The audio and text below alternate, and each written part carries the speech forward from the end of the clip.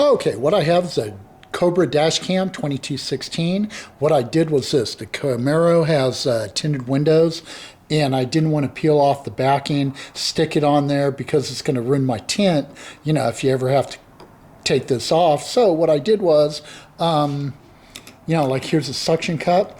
The nut right here, I was going to use a lock nut, put it behind here, screw them tight together, and then peel off that, stick it on here. But what I did was, I found a large, same principle, there's the original.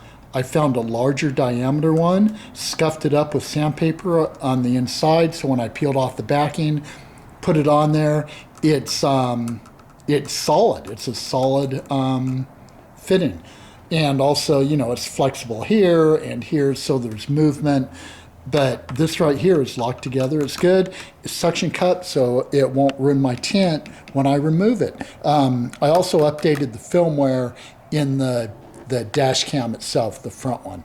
But I also like suction cups because anything permanent, well, you know, when you peel it off, it could leave glue. It's just easier to use these.